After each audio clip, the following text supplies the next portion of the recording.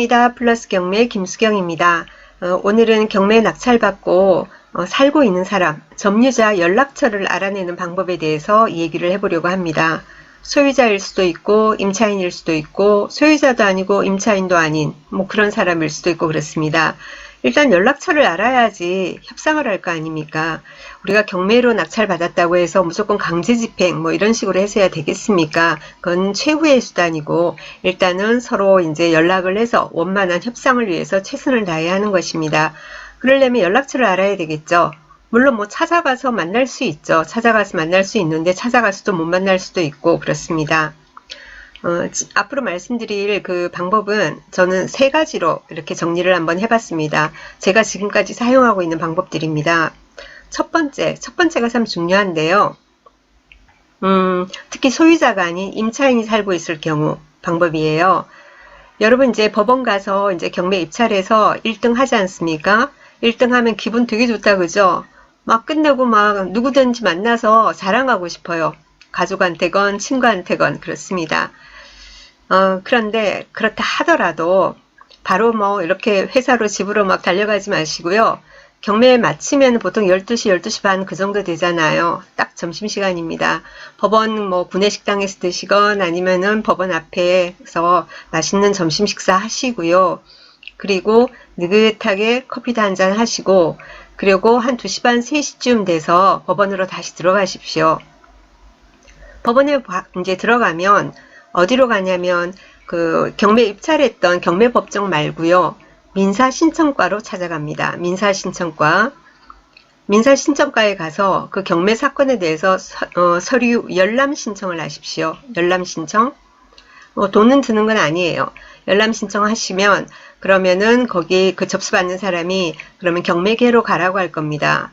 여러분 입찰하는 물건 보면은 뭐 경매 1개, 2개, 3개, 4개 이런 식으로 기재가 돼 있죠. 그럼 담당계로 찾아갑니다. 그렇게 해서 이제 그 회장님한테 이제 얘기를 하면은 그 해당 사건의 그 서류 묶음을 이렇게 볼 수가 있습니다. 뭐 몇 장이 아니고 뭐 두툼한 잡지 뭐 두께 정도로 아주 두꺼워요. 그 서류철을 줍니다. 그러면 느긋하게 앉으셔가지고 처음부터 끝까지 한번 쭉 훑어보세요. 기존 입찰하기 전에 이제 볼 수 있었던 것은 뭐죠? 현황조사서, 뭐 매각물건 명세서 그 정도예요. 그죠? 그런데 거기 이제 열람을 하면은 참 오전에 입찰했지 않았습니까? 10명이 입찰했다면 그 10명의 입찰서도 다 들어와 있습니다. 제가 아까 점심 드시고 커피 한잔 하시고 느긋하게 2시 반 3시쯤 가세요 하는 말이 뭐냐면은 그 경매를 그날 이렇게 이제 진행하는 사람은 집행관입니다. 그래서 집행관실에서 그 이제 입찰이 끝나면 자기들도 배고프잖아요. 그래서 점심 먹고 그리고 그걸 정리를 해가지고는 경매계로 넘겨주거든요. 그렇기 때문에 점심 먹고 뭐 바로 뭐 1시쯤 돼가지고 이제 점심시간 끝났지 하고 경매계로 달려가봤자 서류가 넘어와 있지 않아요. 그러니까 2시 반 3시쯤 가시는 게 좋습니다. 쭉 보다 보면은 뭐냐면은 임차인이 권리 신고를 하고 배당 요구 신청한 그 서류도 있을 겁니다. 그럼 거기 보면은 전화번호 있습니다. 그러면은 빨리 사진, 폰 꺼내가지고 찰칵 필요한 부분 다 찍으셔야 되겠죠. 옛날에는 제가 이제 경매한 지 10몇 년이 됐다고 하지 않았습니까? 예전에는 이렇게 뭐 필사 메모를 한다든지 아니면은 뭐 이렇게 복사를 한다든지 그랬었어요. 근데 요즘은 폰 있으니까 그냥 사진 찍으시면 됩니다. 그렇게 하면은 임차인 연락처는 일단 확보가 되는 거예요. 그러고 나서 그러면 임차인한테 연락을 해야 되겠죠. 그죠? 뭐 문자를 먼저 보낸다든지 아니면 전화를 하시든지 해가지고는 지금 오늘 경매가 있었는데 자기들도 날짜나 대충 알고 있을 거 아니에요. 근데 의외로 관심 없이 모르는 사람들도 되게 많아요. 그러니까 오늘 경매에서 얼마에 낙찰이 됐고 어떠하다라는 진행 절차 정도는 간단히 안내 문자를 보통 보내줍니다. 저 같은 경우에는. 그렇게 해서 뭐 전화 오면 통화하고 뭐 배당받는 임차인 같으면 자기들도 대충 내용을 알고 있을 거니까 어떤 식으로 하는지 슬슬 협상을 이제 시작을 하면 됩니다. 그리고 그런데 소유자 같은 경우에는 거기에 이제 나와 있지 않아요. 소유자 같은 경우에는 소유자는 그 서류가 없으니까 저는 이제 관리사무소를 갑니다. 관리사무소에 가서 소유자 연락처를 알려달라. 일단 뭐 안 알려주겠지만 일단 말을 해요. 네, 제가 경매 낙찰을 받았고 어떠어떠하다. 그래서 좀 이제 연락을 했으면 좋겠는데 그쪽 연락처를 모르니까 좀 알려줄 수 없겠냐 이러면은 100이면 100 안 된다고 그럽니다. 개인정보 유출이니까. 뭐 안 된다고 하는지 알면서도 저는 늘 먼저 말을 하지만 그렇게 해서 그러면은 알았다고 그러고 제 연락처를 알려드립니다. 그리고 저한테 연락을 좀 이렇게 그쪽에서 취할 수 있게 전달을 해달라. 좋은 취지로 온 거니까 이렇게 전달을 해줬으면 좋겠다. 예, 그렇게 하거든요. 그러면은 이제 뭐 10번 중에 몇 번 정도 과반수는 넘지 않지만 10명 중에 한 2~3명 정도는 그런 식으로 해서 저한테 연락이 상대방에서 오게 됩니다. 얼마 전에 한 건은요. 그렇게 해서 뭐 잔금도 내기 전에 서로 뭐 다 끝냈죠. 본인들도 경매 진행 중에 그 집은 일단 이사를 갔더라고요. 이사를 가고 뭐냐면 이사비 조금 받으려고 침대 하나 하고 식탁 하나 남겨놓고 그러고는 이제 저희들 연락이 오기만을 기다리고 있었던 거예요. 웃기죠? 네, 그래서 뭐 적당한 선에서 소액 이렇게 드리고 그러고는 뭐 잔금 전에 벌써 뭐 다 끝내버렸어요. 거기 같은 경우는. 그래서 그런 이제 식으로 연락이 되는 게 보통 2번째입니다. 그럼 마지막 남은 3번째다 그죠? 마지막 남은 3번째는 직접 찾아갑니다. 그래도 연락이 안 되면 직접 찾아가요. 그리고는 갈 때는 꼭 안내문을 작성을 해서 갑니다. 경매 사건 몇 번에 며칠 날 얼마에 낙찰이 됐고 난 낙찰받은 누구누구다. 그리고 잔금은 언제쯤 나는 예정을 하고 있다.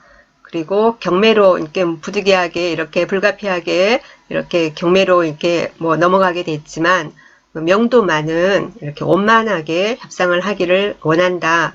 예, 그런 취지에서 찾아뵙다. 이런 식으로 명확하게 이제 기재를 해서 정중하지만 명확하게 기재를 해서 가지고 갑니다. 그런 거를 해가지고 그대로 문 앞에만 갖다 붙이는 게 아니라 그러면 안 되고요, 사람이. 편지 봉투에 깨끗한 봉투에 넣습니다, 저는. 그렇게 해가지고 이제 뭐 우편함이나 이런 데 넣어놓으면은 관심 없으면 안 볼 수도 있기 때문에 현관문 있잖아요. 현관문 사이에 끼우든지 아니면 테이프 해가지고 가서 이렇게 붙여놔요. 봉투에 반드시 넣어서. 그러면 또 연락 오는 경우가 또 많고요. 그렇게 해도 10건에 1건 정도는 전혀 연락을 안 해주는 경우들이 있습니다. 몇 번을 독촉을 하고 해야지 몇 번 찾아가고 해야지 겨우 연락이 되는 경우도 있지만 어쨌건 저는 그렇게 3가지 방법을 일단 합니다. 첫 번째, 경매 끝나고요. 1등 했다고 기분 좋아가지고 달려가지 마세요. 잠시 법원 앞에서 머물다가 이왕 뭐 다음에도 내일도 당장 뭐 법원 올 수도 있고 언제든지 나는 시간 나서 괜찮다 하시는 분은 몰라도 그렇지 않고 어쩌다가 뭐 이렇게 법원 한번 오는 게 번거롭고 멀리서 오신 분들은 가지 마시고 부근에서 식사하시고 어디로 가시라고요? 2시 반 3시쯤 돼서 민사신청과 가서 서류열람 신청을 하시고 그리고 경매계로 가서 서류철 중에서 본인이 원하는 부분 서류가 나오면 특히 임차인 연락처 부분 꼭 사진 찍으시고 그러고 가시라는 거죠. 2번째는요. 관리사무소. 관리사무소 가서 내 연락처를 남겨서 전달해 달라고 한다. 세 번째는 직접 찾아간다 하는 겁니다. 그렇게 3가지 방법을 꼭 하시기 바랍니다. 경매를 수없이 하지 않습니까? 저 같은 경우 직업이니까.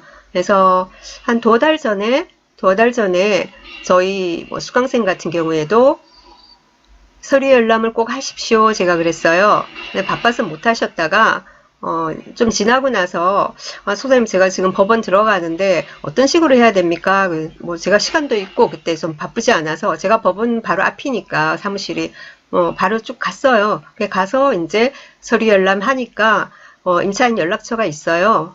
그래서 이제 바로 연락을 했죠. 바로 또 연락을 했어요. 연락하니까 연락되고 뭐 해가지고 뭐 그 다음 날인가? 바로 찾아가가지고 만나서 어떠하자. 그러니까 사용하는 사람이 자기들이 사용하고 싶대요. 그럼 그렇게 하자. 우린 잔금 언제 낼 거니까 잔금 내고 나서 그러고 나서 바로 임대차 계약서를 쓰자. 뭐 그런 식으로 다 된 거예요. 뭐 당연히 뭐 이사비도 없고요. 거기는 배당도 못 받는 임차인임에도 불구하고 그럼에도 불구하고 그리고 관리비도 좀 밀려 있었는데 뭐 관리비 이런 것도 자기가 마저 내고 그리고 계속 사용했으면 좋겠다. 보니까 뭐 에어비앤비를 하더라고요. 그래서 자기가 시설해 놓은 게 있으니까 나가라고 할까봐 전전긍긍했던 거예요. 그러니까 이사비 하나도 안 들고 뭐죠? 관리비도 밀린 것도 본인들이 내게 하고 그리고 공실 기간도 전혀 없었습니다. 네, 그렇게 원만하게 바로 처리가 되기도 합니다. 그러니까 임차인 연락처는 꼭 반드시 확인하시기 바랍니다. 끝나고 집에 바로 가지 말고 법원 들러서 확인하고 가기 꼭 기억하시기 바랍니다. 도움이 되셨다면 구독, 좋아요 부탁드립니다. 감사합니다.